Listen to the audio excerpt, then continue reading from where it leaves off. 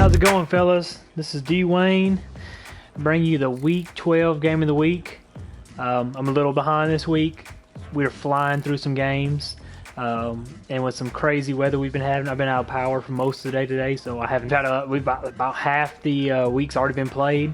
We still have some good games left. The one game that intrigues me is a perennial division winner of the NFC North and a perennial wildcard team out of the NFC. I'm going to go with the Redskins versus the Vikings this week. The Kingpin versus J-Bone. It should be a good game. Two very competitive teams. Two teams that are in it to win it this year. Like I said, they both will all all in on it. Let's take a look at the teams. Let me pull up all their stuff real quick, guys. I'm sorry, I'm all alone. Houday, I hope you get better. It's a lot smoother when it's with you on here. Alright, guys, let's look at the Redskins real quick. You got your quarterback, Henry Sewell. Not such a great year so far. He is a rookie. I'm going to give him a break on that one. 63% passing percentage. It's not bad at all. Very decent for a first year. The only thing that worries me is 10 touchdowns to 16 interceptions. That's a lot of interceptions. But like I said, it's his rookie year. He has been sacked 17 times. He's only got 75% pass rating. A lot of that, like I said, has to do with the interceptions. His yards per average is only 8. But like I said, it's a rookie year. I'm going to give him a break. It's a learning curve jumping into the OMFL with the rookie quarterback. His rushing game, led by Carroll Blake and Thomas Rawls. Carroll Blake, 559 yards, 6.1 yards a carry. Thomas Rawls, 527 yards and 4.7 yards a carry. It looks like Blake has been hurt for 4 games this season. I see he's only played 6 games. He's averaging 93 yards a game. He is the stud for the Redskins when he's healthy. 6 touchdowns on the year. I hope he stays healthy because this guy looks like he'll be able to carry T-Bone or J-Bone through the season. If not, Rawls looks like he'll pick up the slack for him. Receiving, we got Jordan Reed, tight end, leading the way, 29 catches, 402 yards. Josh Doctson, 29 receptions, 488 yards, 16.8 yards a carry, 3 touchdowns. And D'Anthony Thomas, the speedster, 24 catches, 437 yards for a great 18.2 yards a catch.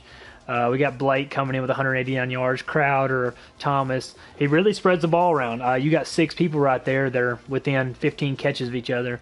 And I like to see that. That's good variation in his offense. Like I said, you look at run after catch. That's crazy. 12 for Blake, 8 for Thomas. He really spreads the ball around well. It ought to make for an interesting game versus the Kingpin. Defensively, he's led by Telvin. Sorry, guys, you have to ignore that. Telvin Smith, Alton Neeson, and Alan Wharton. 61, 60, 56 tackles respectively. This guy he flies the ball. He's got 4 guys that just hit people in the mouth in the backfield, and it's Smith, Ambrose, White, and Ragland. Ragland, if you remember, was a part of if I'm not mistaken, was a part of the Bills dynasty the last 2 seasons, and he's made his way over to the Redskins. He also leads the team in sacks, and that's a different thing. Unless I'm not mistaken if he runs a 3-4 or not. Ambrose, you got 2.5 out of Purdue. You got Everson Griffin at the left end getting 2.5 sacks, and Walter White at the other end getting a sack and a half. That's just unique. Your 2 leading sack guys are both linebackers. That's just real unique. It's real awesome. Alton Neeson leads the team with 6 interceptions. Demarius Randall comes in with 3 interceptions, and Wharton comes in with 3 interceptions. Ambrose brings in 2 with multiple Redskins with 1. That's good. It's not great numbers, but it's very good numbers.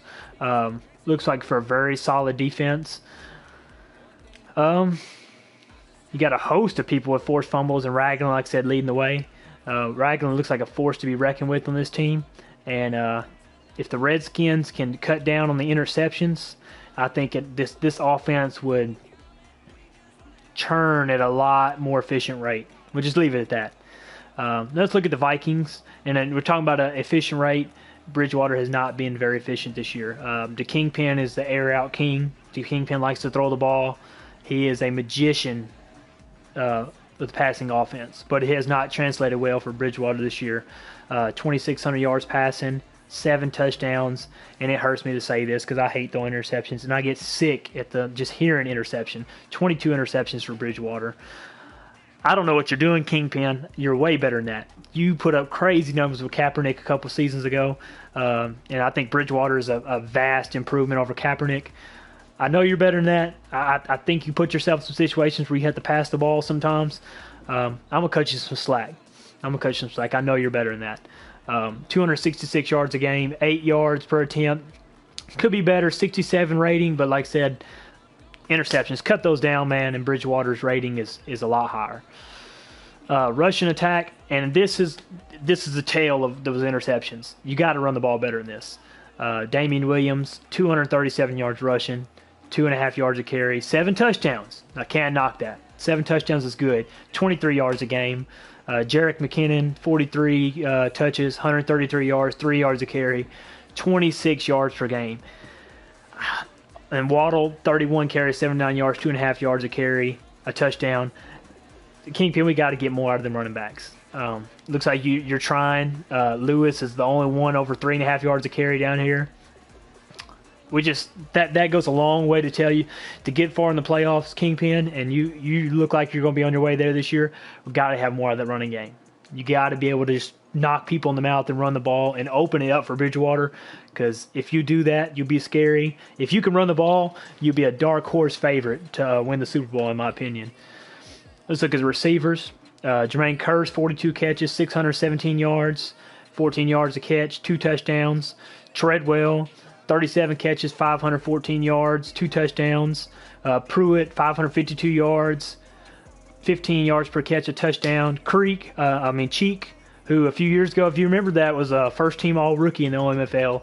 Has took a step back when it comes to he's the third or fourth option in the offense, but still respectable, 378 yards. Hasn't got a touchdown this year. And Cody Core comes in with 238 yards. That's a surprise. I like to see him making plays like that. A lot of variation in his offense. I love seeing that. If he could just get that run offense to run efficiently like his receiving core does, I'm telling you, the Kingpin would be scary. Defensively, he's led by Gathers, Byers, and Kendrick, 61 tackles, 54, 49 respectively. Some big names on this defense. Tackles for loss, this says a lot. 15 tackles for loss for Floyd, 13 for Hunter, 11 for Hill, or Grunger Hill. I don't know if I said that right, to Kingpin. I'm sorry if I didn't. Malcolm Brown, Byers, Kendricks, Gregory, Winslow. This guy is knocking people in the mouth in the backfield. I love it. I love run defense, and he is the epitome of run defense right here. I love seeing that. Sacks, he don't have a ton of sacks. Gregory is 5.5. Robson has 4.5 at cornerback position, which I love to blitz the cornerback too. Shout out to that, Kingpin. I love that. Malcolm Brown, 4. Sharif Floyd with 3. Hunter with 2.5. He's not getting a ton of sacks, but he's getting an adequate number. And he's getting in the backfield as tackles for loss. I love it. I love seeing that. Byers, 2 interceptions. Wayne's, 2 interceptions. Rushing, 2 interceptions. And 3 more. He doesn't get a lot of interceptions. But you don't have to. If you're hitting people in the mouth in the backfield like he's doing, just sit back and play coverage, because people are going in 2nd long, 3rd and long. You ain't got to make interceptions. You do not have to make interceptions. But I'll take a punt all day when they're 3rd and 14 because they couldn't run the ball the first 2 downs. All right, that's look at some individual statistics for these guys. And I'm going to make this one shorter than normal. I usually like to ramble on a little bit longer than this. But like I said, with the weather, I don't know. The weather could kick this power off anytime. That's Arkansas for you. We'll look at some team stats. Offensively, you have the Vikings on the lower end, probably the lower 2/3. 2,500 yards passing. And like I said, I know the rushing hurts. 547 yards through 10 games. A little over 50 yards a game. We got to have better than that, my man. 19 points per game. That's not horrible. 7 passing touchdowns, 11 rushing touchdowns. Let's look at the Skins. 1,700 yards passing, which, like I said, not quite as good as the Vikings. But their rushing game, almost twice as many rushing yards. You got to love seeing that. 20 points per game, 11 touchdowns passing, 11 touchdowns rushing. Defensively, It looks to me the Vikings are 4th in defensive passing at 1,920 yards through 10 games. It's less than about 190 yards a game. That's very good. Like I said, 6-4. You're holding people to you have a winning record, which means you win the majority of your games, and you're holding people to less than 200 yards passing. That's fantastic. 800 yards a game.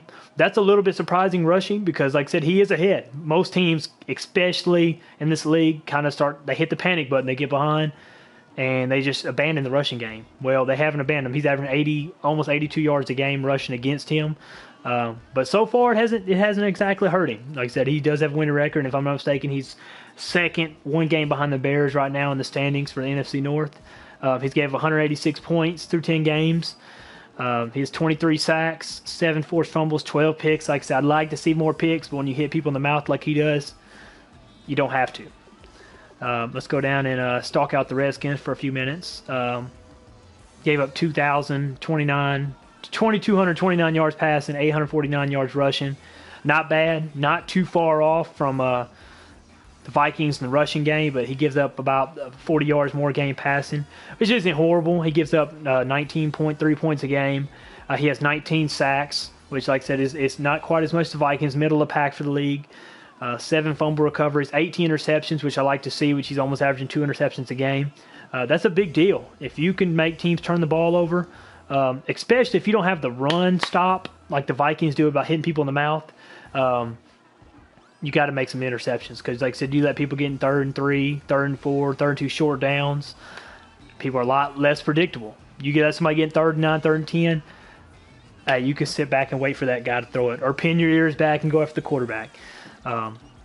Conversion-wise, we'll look at some 3rd down percentage.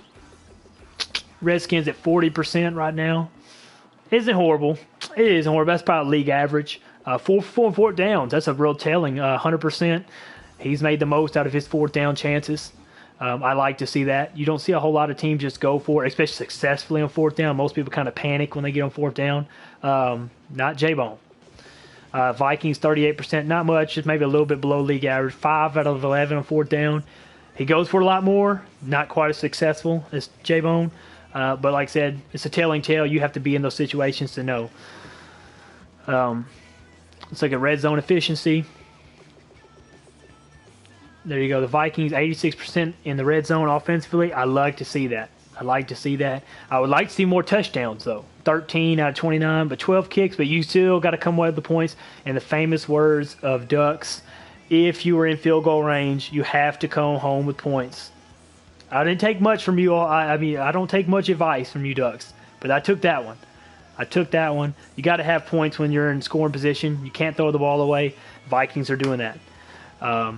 Defensively, he gives up 80%, which, like I said, it's hard. If you go by the same philosophy, the other team's going to be safe and trying to get points too. He gives up 80% in the defensive red zone, which isn't horrible, but you would like to see a few more stops. The Redskins at 78%, which isn't bad, but once again, you got it. I would still love to see more touchdowns, but you got to get points. 18 out of 23 in the red zone. He's getting points majority of the time. 73% defensive red zone. It's better than the Vikings, but like I said, I would still like to see that number a little bit better.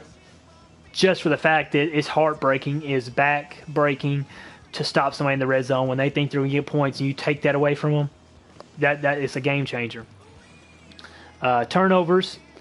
Let's go down here. Next time, I'll be more prepared for you guys. Like I said, it's been a long, long day. Redskins +3 turnover differential. That's not bad. Like I said, right above that 500 line where it just evens out. It's not horrible. You'd way rather be in the positive than negative. Like I said, if you cut down some of those interceptions, he'd be a lot better. And Vikings, I can already tell you just the way he throws so many interceptions. Come on, the Kingpin. 2 fumbles lost. I wish I had that number. Cut down your interceptions, man. And you, like I said, you might be 8-2, 9-1 right now if you cut down those interceptions. It's amazing that you're 6-4 and have thrown 23 interceptions this year. Kudos to you, man. You're pulling these wins out. I never want to see nobody lose. I love seeing everybody win, unless you're playing me. Okay, guys, let's see. Let's look at some standings real fast, and we'll wrap this up so that Nate can send it out to y'all, and we can kick off another beautiful week. If it'll Load up for me. There we go. NFC right now, we have the Seahawks, Falcons, 49ers, Bears, Vikings, Eagles, Giants, Bucks, Redskins. There's your Redskins. On the outside looking in right now at 5-5. You're gonna have to, you control your own destiny. You really need to win this week because you got a host of teams right in front of you, and you got 5 teams with 6 wins right now. You need to win to stay pace. Vikings 6-4. You need to win this game. You're 5-1 division. He's 3-2. If you win this game, you'll be 7-4. He'll be 7-3. Like I said, you're putting yourself right there. You got to keep winning out. Put yourself in a position to where you hold your own destiny and you're not having to worry about nobody else. Redskins in their division are a game back right now behind Giants and Eagles. The Cowboys are still only a game behind you. You need to win to control your own destiny. I haven't looked at your division record, 2-2. You need to take care of your division games, but it starts with this game. You need to win this game this week. And the same thing with the Vikings. You need to win this week to control your own destiny. I know you're kind of a lock right now, or I don't want to say a lock. You have an upper hand and being a wild card team, but it would be great for you to win the NFC North and be a top 4 seed. All right, guys. Well, that's all I got for today. I'm going to throw you a prediction out. It's going to be a good game. I think it's going to be a great game. I think it's going to be a high-scoring game. I'm going to say 34-27. And I hate to say this, J-Bone, but I think the Kingpin will come out of this one. I just don't think, unless you cause turnovers on the Kingpin, I think he's going to air it out, and I think he's going to score points. Your defense is going to have to step up because you know what he's going to do. You know he's going to come out and throw the ball. It's going to be a fun game, guys. I hope y'all can tune in. And, guys, I'll be watching. I hope everybody's watching. I think it's going to be a great game. 34-27 Vikings to tie for the Bears for division lead. It's going to be a good one. Guys, have a great week. I'll have a better game plan put together for the next game of the week. Let's have a good one. Playoff race is pushing. Let's get it, guys. Have a good one.